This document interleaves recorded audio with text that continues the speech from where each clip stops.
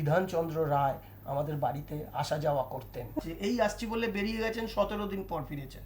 আমাদের মধ্যে এই মুহূর্তে রয়েছেন বিপ্লবী পরীক্ষিত চন্দ্র মুখার্জির নাতি শ্রী অমল মুখার্জি। আসুন আলাপ করে নিই। নমস্কার। এবং খুব ভালো লাগছে আপনাকে আজকে একজন বিপ্লবী নাতি নাতবউ দুজন একসাথে আমাদের ফ্রেমে।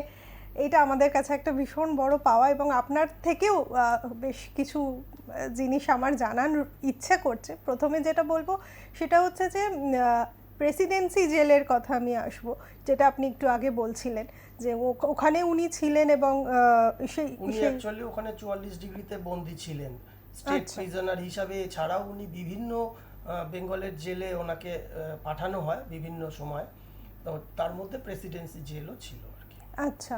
আর আরেকটা কথা যেটা মানে আমার মনে হয় ওই পারের সকলেরই জানার খুব ইচ্ছে, সেটা হচ্ছে উনি তো স্বাধীনতা দেখেছেন, উনি তো সেই সময় জীবিত ছিলেন এবং স্বাধীনতা যেভাবে এসেছে সেটাতে উনি ওনার মনের দিক থেকে উনি কি খুব হ্যাপি ছিলেন? মানে উনি কি এই স্বাধীনতা চেয়েছিলেন? প্রশ্নটা খুবই প্রাসঙ্গিক, খুব ভালো প্রশ্ন করেছেন।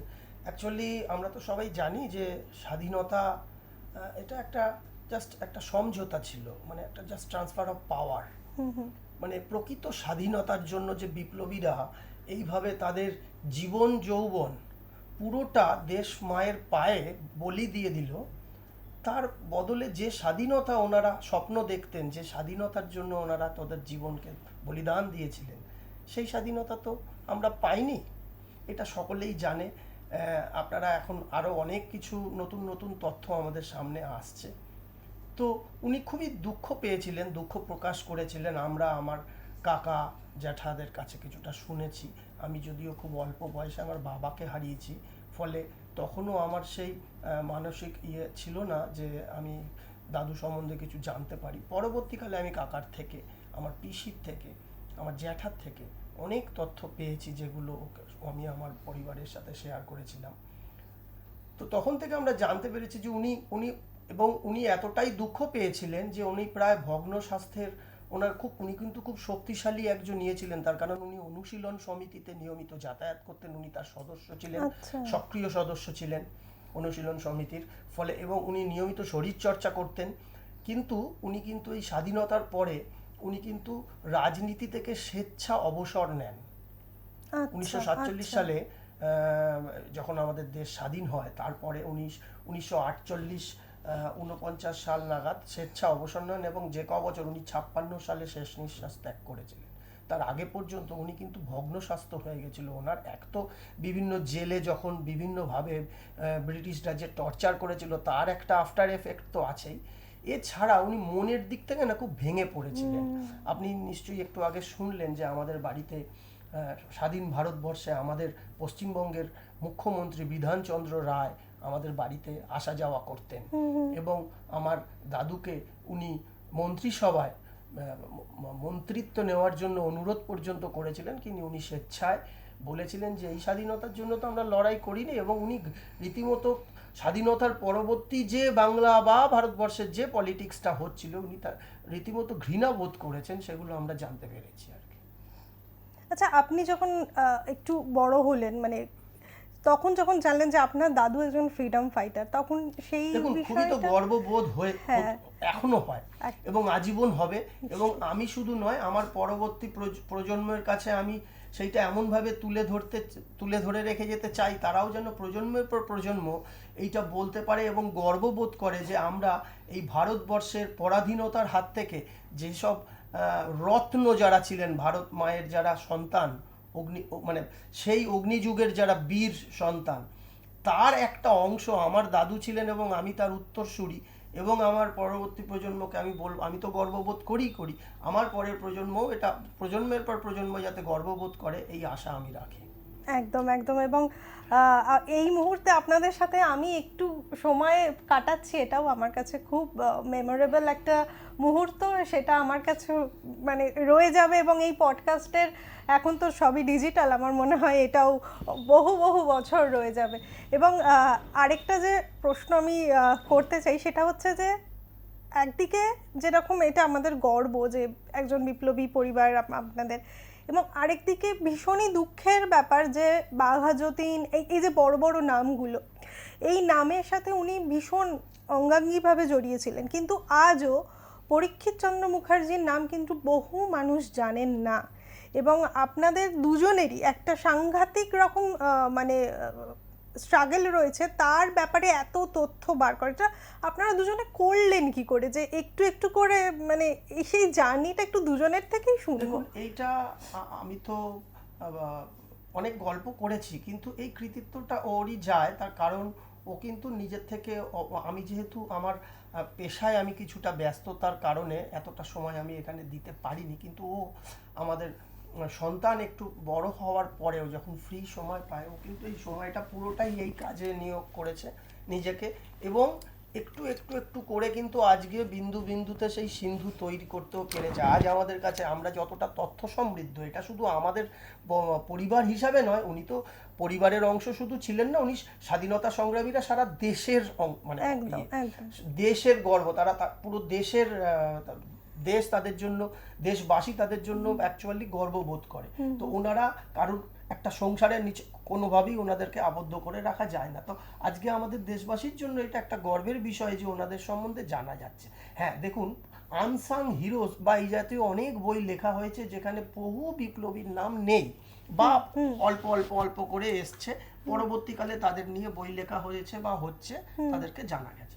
আমার দাদুর আরো কম এক জিনিস আমরা জানতে পেরেছি এই কারণে, প্রত্যেকটা এই ধরনের যুদ্ধ যখন হয় তখন যেরকম আমাদের সরকারের একটা পুলিশের একটা গোয়েন্দা দপ্তর থাকে, ঠিক একইভাবে আমাদের যারা বিপ্লবী ছিলেন, যারা স্বাধীনতা সংগ্রামী ছিলেন, তারা বাঘা যতীনের নেতৃত্বে একটা গোয়েন্দা বিভাগ গড়ে উঠেছিল প্যারালালি, মানে যা গভর্নমেন্টের প্যারালাল। এবং আমি আপনাকে একটি মাত্র গল্পের মাধ্যমে এই গোয়েন্দা বিভাগটার ঘটনাটা আপনি আরো ভালো করে জানতে পারবেন। উনি তো বাঘা যতীনের সহযোদ্ধা হিসাবে কাজ করেছেন এবং খুবই কাছের মানুষ ছিলেন বাঘা যতীনের। আমরা বিভিন্ন বই থেকে এখন জানতে পেরেছি বা জানতে পারছি, আরো অনেক তথ্য আসছে। এই যে বাঘা যতীনের যে প্রাণ গেল, এই যে বুড়িবালামের তীরে যে অসম যুদ্ধ, যেটা আমরা সবাই জানি, কিন্তু এই যুদ্ধের একটা প্রেক্ষাপট আছে। এই যে অস্ত্রটা আসছিল, এই যে ইন্দো জার্মান কনস্পিরেসি, এইটা হওয়ার আগে 1.5 বছর পরীক্ষিত চন্দ্র মুখার্জি আর ভোলানাথ চ্যাটার্জি, এই দুজন সাইকেলের টায়ার সারানোর নাম করে হোক বা ওই ঠেলা গাড়ি করে কোনো কিছু বিক্রি করে হোক, 1.5 বছর ওই বুড়িবালামের তীরে যে রাস্তা দিয়ে আসা, পরবর্তীকালে যে যুদ্ধটা হয়েছে ওই বুড়িবালামের ওই জঙ্গলে, তারা যে রাস্তা দিয়ে ওটা যাতায়াত, ওখানে নজর রেখেছেন বিভিন্নভাবে গতিবিধি, ওই গ্রামের লোকেদের গতিবিধি, বিপ্লবীরা ওখানে আসা যাওয়া করেছে তার একটা রেকি করা, ওইখানে যে জায়গায় অস্ত্রটা, যেখানে জাহাজটা এসে ভিড়বে অস্ত্র নেওয়া হবে তার খোঁজ খবর রাখা, ব্রিটিশদের পুলিশরা কোথায় কিভাবে কি মুভমেন্ট করছে তার, এই ব্যাপারটা 1.5 বছর ধরে আমার ঠাকুরদারা করেছেন। মানে সেটা একদম গোপনে জানা যায়নি, এটা অনেক পরে জানতে পেরেছি আমরা। আপনি দেখুন না, কিছুদিন আগেও তো একটা সিনেমা হলো বাঘা যতীন বলে বাংলা, এরকম কি কোনো ঘটনা দেখানো হচ্ছে? আমি তো দেখেছিলাম, আমার তো মনে পড়ছে না। তো এগুলো অনেক কিছুই জানা যায় না, অথচ ওনাদের অবদান আপনি চিন্তা করুন। তো আমরা পরিবারের লোকরা, আমি এও শুনেছি আমার ঠাকুমার কাছে, এই আসছি বলে বেরিয়ে গেছেন, 17 দিন পর ফিরেছেন, কোনো খবর নেই। তখন তো আর আমাদের মোবাইল ফোনের ব্যবস্থা ছিল না, তো জানতেই পারেনি কি খাবে কি থাকবে। আমার বাবারা 3+2 5 সন্তান, হ্যাঁ, আমার 2 পিসি আর আমার বাবা ছাড়া আমার জ্যাঠা আর কাকা, আমার বাবা মেজো ভাই ছিলেন। তো এই এত বড় একটা সংসার, কি খাবে কি পরবে কি হচ্ছে না হচ্ছে, উনি দেশের কাজে মগ্ন ছিলেন। যেহেতু উনি একটা গুপ্ত সমিতিতে ছিলেন, উনি বাড়ির পরিবারের ওনার বাঁ হাত জানতে পারতো না ডান হাত কি করছে। এবং আমি এটা একটু আগে আমরা ওনার সাথে আলোচনা করছিলাম, আমি যে বাড়ির মানুষদেরও যে একটা সাংঘাতিক স্ট্রাগল, এই যে একজন বিরাট স্ট্রাগল। কিন্তু আমাদের পরিবারে আমি কখনোই কারুর থেকে সেই যেটাকে বলে না যে আমরা এটা পাইনি অমুক তমুক, এরকম কাউকে বলতে শুনিনি, অভিযোগ নেই। তাহলে ভাবুন তো এইটা কত বড় বিষয়। আমরা তো আজকে ছোট ছোট বিষয়তে কত মানে অভিযোগ, এত সম্পর্কের ভেঙে যাওয়া, সেইখানে মানে এত বড় দেশের কাজ উনি করছেন সেটা বুঝতে পারছি, কিন্তু এতগুলো সন্তান, তাদেরকে মানুষ করা, খাওয়া, নিজেকেও বেঁচে থাকার একটা লড়াই। এবং আমার এত কিছুর পরেও আমার ঠাকুরদা খুব সাংস্কৃতিক মনস্ক ছিলেন, আচ্ছা। এবং আমার ঠাকুরদা খুব ভালো বাঁশি বাজাতে পারতেন। আচ্ছা হুম, আচ্ছা। খুব ভালো বাঁশি বাজাতেন। একটা বাঁশি আমার পিসির কাছে ছিল, কিন্তু পিসি এখন বেঁচে নেই। আচ্ছা। যাই হোক, ওটা আমরা উদ্ধার করতে এখনো পারিনি, যদিও আমার স্ত্রী এখনো হাল ছাড়েনি, ও লেগে আছে যদি ওই বাঁশিটা পাওয়া যায় কোনোভাবে কোনো জায়গা থেকে। যাই হোক, তো আমাদের পরিবারে গান বাজনার পরিবার, প্রায় হ্যাঁ, আমি দেখছিলাম হারমোনিয়াম টারমোনিয়াম সকলেই সবকিছু। কেউ না কেউ কিছু না কিছু করে আর কি, পারফর্ম করে। যাই হোক, তো আমার ঠাকুরদা খুব ভালো বাঁশি বাজায়। এবং ওই বাঁশির জন্য ধরাও পড়েছিলেন একবার, আচ্ছা। এটাও শুনেছি। হ্যাঁ, উনি যে খুব ভালো বাঁশি বাজাতে পারতেন, এবং সেটাও একটা জায়গায় লেখা আছে যে কাঙালের ওই বাঁশির সুরে আমাদের জেলের ভেতরে আর কি, জেলেও ওনাকে বাঁশিটা দেওয়া হয়েছিল, যে ওই বাঁশির সুর শুনে আমরা সব দুঃখ কষ্ট যেন ভুলে গেলাম, এরকম টাইপের কথাও শুনেছি। এবং জেলের ভেতরে কিভাবে কথা হতে জানেন, একটা মাঝখানে আর কি অন্য প্রসঙ্গ নিয়ে বলে নিচ্ছি, যে এক ঘর থেকে আরেক ঘরে কথা পৌঁছাবে, কাকার কাছে ওটা শোনা, টোকা মেরে কথা হতো, সাংকেতিক। এরকম। একটা টোকা মানে ছিল, দুটো টোকায় আর একটু কিছু অন্য দুটো মানে টোকায় হয়তো না হবে, এরকম সব। এরকম সাংকেতিক। তিনটে টোকা মানে মানে হয়তো এমনি ডাইরেক্ট কথা হতো না, কারণ ওখানে তো পুলিশের পাহারা থাকতো, এই জন্য ওরা সাংকেতিক ভাষা ব্যবহার করতো বিপ্লবীরা। আচ্ছা, মানে জিনিসটা আমার তো মনে হচ্ছে মানে অদ্ভুত একটা ফিল হচ্ছে এই ধরনের। আমরা তো বইতে পড়েছি, সিনেমায় দেখেছি, সিনেমাতেই বেশি আমাদের ভেতরে এফেক্টটা বেশি পড়ে। এই যে কথা, এই যে মানে একটা টোকা মেরে কথা হচ্ছে, এইগুলো তো মানে সাংকেতিক কথা, এইগুলো তো একটা সাংঘাতিক ব্যাপার। এবং আমি যে প্রসঙ্গটা মানে জানতে চাইছিলাম সেটা হচ্ছে যে আপনি বললেন যে মহাজাতি সদনের থেকে আপনার জার্নিটা শুরু, খোঁজার জার্নিটা শুরু, ওনার একটা ছবি দেখে তারপরে আপনি, এটা কত সময় লেগেছে আপনার? এবং মানে এখনো তো আপনার জার্নি চলছে। একদম এখনো চলছে, তার কারণ মহাজাতি সদন থেকে শুরুটা করেছিলাম আর কি, যে ছবিটা ছিল কাকা পিসি বলেছে, আমি বিয়ের পর দেখেছি, তারপরে বেশ 5-6 বছর মতো দেখেছি, যখনই প্রোগ্রাম দেখতে গেছি, তারপর থেকে দেখতে পাচ্ছি না। সবাই যেত, তাদেরকেও জিজ্ঞেস করতাম ছবিটা দেখেছো, ওই সিঁড়ির ওখানটায় ছিল, ছবিটা দেখেছো, বলে না না না। এই করতে করতে মেয়ে যখন বাইরে পড়তে চলে যায়, তখন তো একদম অসুস্থ হয়ে যাওয়ার মতো অবস্থা। অ্যাকচুয়ালি 2022 সাল মানে করোনা কোভিড পরবর্তী যে সময়টা, তখন আমাদের একটি মাত্র কন্যা সন্তান, ও ইংল্যান্ডে যায় মাস্টার্স করতে। তখন আমাদের হাতে একটু সময়, ওর হাতে অনেকটাই সময় এসে যায়, ও তখন এই কাজগুলো মন দিয়ে করতে থাকে, এবং একটার পর একটা সাফল্য ওর ঝুলিতে কিন্তু এসেছে। এবং এইটা আরেকটা যে প্রসঙ্গ, সেটা হচ্ছে যে আপনি তো শুধু নিজের ঠাকুরদাদা নয়, মানে আরো অনেক এরকম বিপ্লবীর খোঁজ নিয়েছেন, মানে বহু বিপ্লবী, মানে তারা এরকম, আমি অনেককে জানি যারা হয়তো আপনার ওই ওটাকে কি বলে, ধরুন ভারত সভার কেউ কোনো একজন সদস্য ছিল, বা বলে না ওই এরকম অনেক বিভিন্ন সমিতি, আমি এরকম লোককে চিনি যারা তাদের পূর্বসূরি যারা স্বাধীনতা সংগ্রামী ছিলেন, এমনি মুখে বলেছে, খুঁজে বের করে দিয়েছে ও, এবং আজ তারা বিভিন্ন অনুষ্ঠানে যাচ্ছে এবং তাদেরকে শ্রদ্ধা জানাতে পারছে, কিন্তু বিকজ অফ। এবং আজাদি কা অমৃত মহোৎসব বলে একটি পোর্টাল খোলার পর ওখানে আমি ওই মানে বিভিন্ন রকমের ছিল, ক্রাইটেরিয়া ছিল, সেইগুলোকে মেনটেন করে এনাদের প্রচুর লোকের নাম তুলে দিয়েছি। এবং মহাজাতি সদন থেকে একটা বই বেরিয়েছিল আপনার, ওটা গভর্নমেন্টের বই, বইটার মাধ্যমে তো মৃত্যুঞ্জয়, তা ওইটার মাধ্যমে তো আমি প্রচুর মানুষের নাম তুলে দিয়েছি, এবং আমাদের সাথে প্রচুর মানুষ যুক্ত হয়েছেন এখন।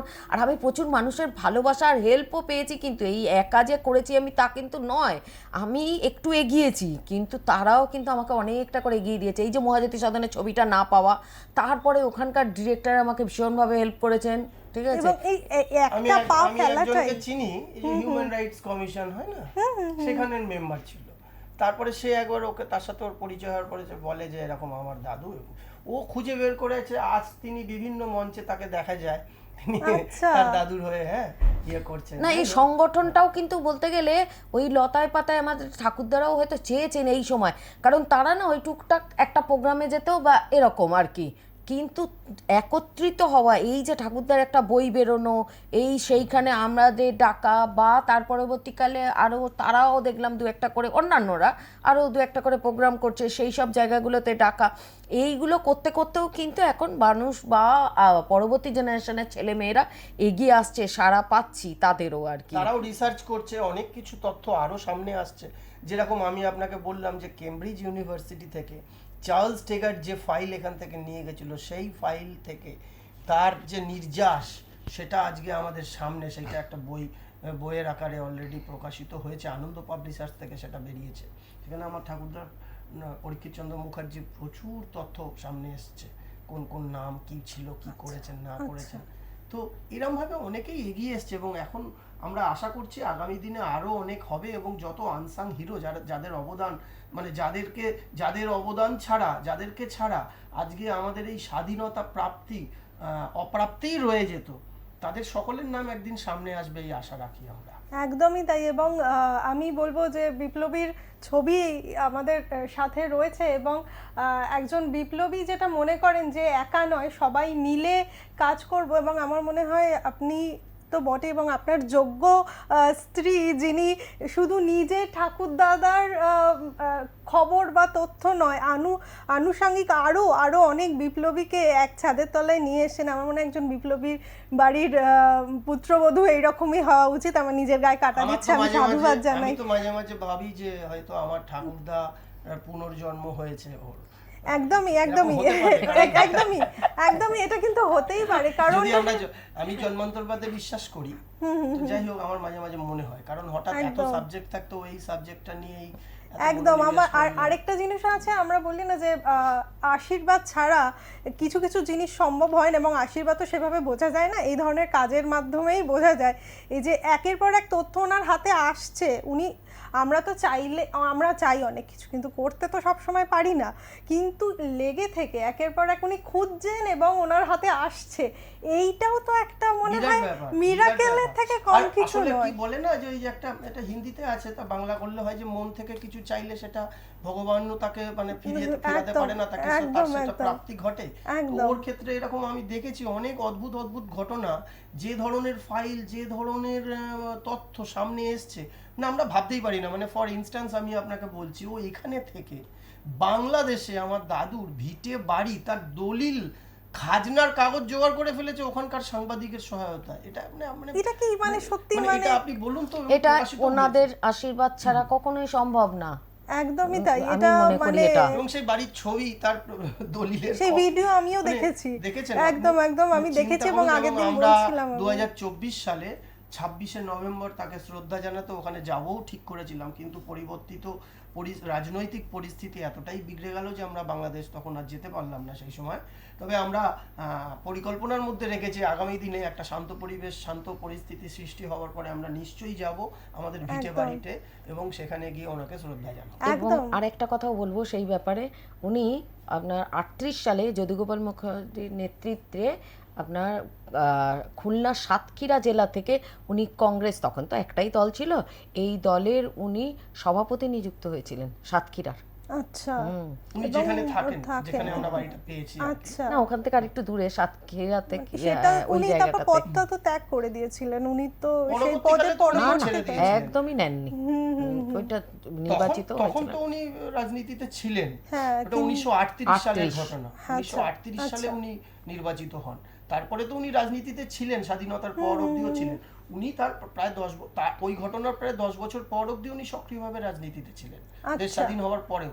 তারপরে উনি 1950 সাল নাগাদ রাজনীতি থেকে স্বেচ্ছা অবসর নেন, মানে লাস্ট 6টা বছর উনি ভগ্ন স্বাস্থ্যের কারণে বাড়িতেই ছিলেন। আচ্ছা, একটা দীর্ঘ আলোচনা আমরা করলাম যে মানুষটা আড়ালে থেকে এত কাজ করে গেছে, এবং তার পরিবার সেই আড়াল থেকে তাকে সামনে নিয়ে এসছে অনেক মানুষের সামনে, এবং শুধু তাকে নয়, আরও অনেক বিপ্লবীর কথা, আরও অনেক বিপ্লবীর পরিচয় সামনে নিয়ে এসছেন। এইটা আমাদের কাছে এক গর্বের বিষয়, এবং ভালো লাগলো আজকের এই দীর্ঘ আলোচনা, মানে আমার কাছে এক পরম পাওয়া। আশা করি আপনাদেরও ভালো লেগেছে, এবং এর বেশি কিছু বলতে ইচ্ছা করছে না। ব্যাস এইটুকুই। বাকি তথ্য কিছু টুকরো টুকরো ছবি আপনাদের জন্য রইল, দেখবেন, সাথে থাকবেন। নমস্কার।